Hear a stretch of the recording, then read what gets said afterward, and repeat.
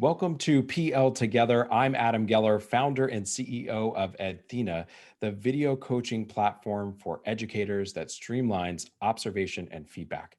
Today, we're joined by Pedro Noguera. He is the dean at the USC School of Education, and he is also someone who's been on a school board before, in addition to the classroom. So he brings a lot of different levels of understanding to the advice he offers. Pedro, thanks so much for joining us. Thank you, Adam. So, I'm curious to talk a little bit about student engagement and just thinking about obviously the ways that teaching looks very different right now. But if we kind of zoom up to the high level, as you think about student engagement, you know, how do we kind of prioritize engagement right now as we're thinking about ensuring that the students achieve certain standards or outcomes that we want for them? Like there's a tension there, right? So how should we be thinking about student engagement maybe in service of that outcomes question?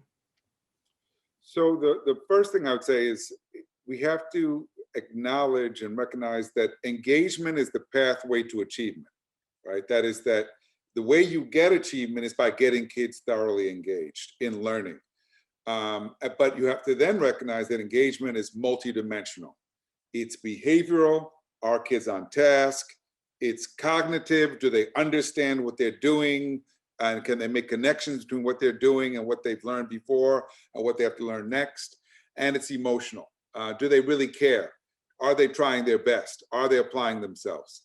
When you can get all three, then that's when learning is most powerful and most likely to result in kids retaining what they've learned through engagement. Now, I have to warn you, because I had this conversation with my daughter the other day. It's very easy for kids to trick us, right? My daughter says she fools her teachers. She pretends to be engaged sometimes because she looks like she's participating, but she doesn't really understand what the teachers ask them to do, right?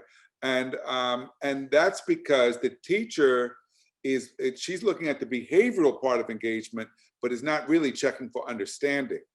And that's a key part that you've got to build in to your teaching, is you've got to always check for understanding. And that's why if a kid say, do you understand? And they shake their head, say, okay, show me, give it back to me. Let's see. Class time should be work time for kids, not simply sitting and listening, because that's not how kids learn. Kids don't learn by sitting and listening. They learn by doing. They learn by applying what they're doing or what they're learning. And I think that too often in school, and even in virtual schools, there's too much sitting and listening going on. And I think that's a problem for a lot of kids. It sounds like one of the things you're highlighting is that that this notion of making sure students understand, it could be easy to overlook that in a more virtual environment or distance teaching environment. It'd be easy to, uh, you know, give me the thumbs up reaction in your video conferencing software, and then great, I have a whole classroom full of thumbs ups. So, I mean, let's take that maybe into one, more level of concreteness for an educator who's listening to this. I mean, beyond the charge to say like, well, make sure you ask them to prove it. Like, have you been thinking about any ways that you bring engagement into that kind of more fully engaged kind of way in a virtual or distance teaching environment? Yeah, well, it starts by letting kids know that when you're learning something new, you'll probably make mistakes, right? Because that's part of learning something new. You make mistakes and hopefully you learn through the mistakes. And so creating an atmosphere where it's okay to make mistakes, and it's okay to ask questions, and really telling kids there's no such thing as a dumb question. Otherwise, kids will just sit back on their question and they'll nod and say, yeah, I got it, and they don't get it, right? So we want their questions, and then we're teaching with a focus on evidence. So then we're looking at the work, and what does the work they produce tell us about the degree to which they really understand a concept or a skill or whatever it is we're trying to get across. So again, when I talk about learning, teaching and learning as being interactive and reciprocal, it requires us as the teacher to constantly check for understanding, to constantly examine the student work, and if possible, to do that with other teachers. Because sometimes other teachers can see things in the patterns of mistakes kids are making that you may miss as a teacher. Mm, that's interesting. So we're kind of connecting the dots here between achieving kind of a productive and healthy, engaged student class with the idea of professional learning, self-reflection, continuous, improvement. And I think I'll bring us back to the kind of original tension that I was highlighting, which is like the pressure to achieve. That like you should be focused on this because it will lead you to a place where your students can be ready to achieve. Right. But I think we have to see achievement as the outcome that we're after. The means to get there is through engagement, is by getting our kids to work and to apply themselves.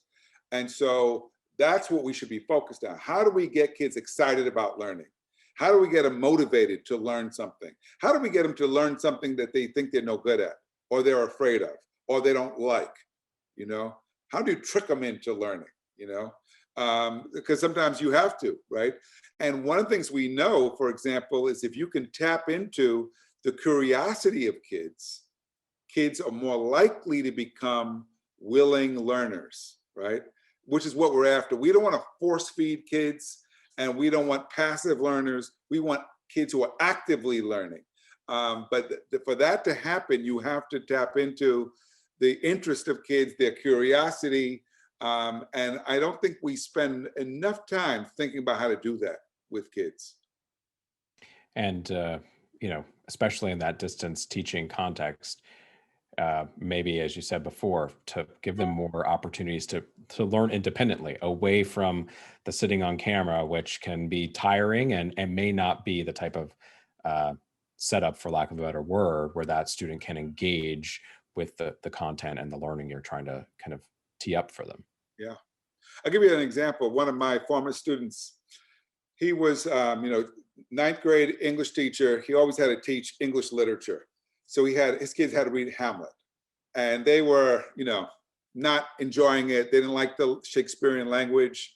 So what he did is he started by saying, how many of you have ever had conflicts with your mother before, right?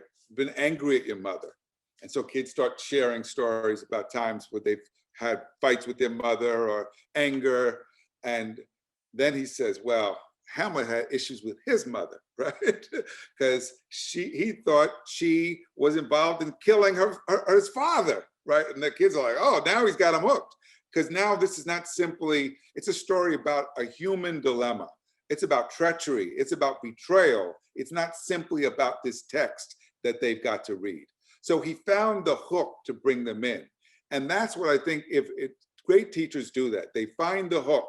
How do I get my kids to care about something that's outside of their experience so they'll see the value in learning it? And of course, if you can convince them how to do that with the material and the curriculum, you can convince them how to be lifelong learners and engage with a life of different kinds of learning with things that might be outside their experiences. Well, Pedro, this has been great. Let's take a break. If you're listening to this part of the conversation and wondering what we talked about before or what we're talking about next, head to pltogether.org for the rest of our conversation. Pedro, we'll be right back.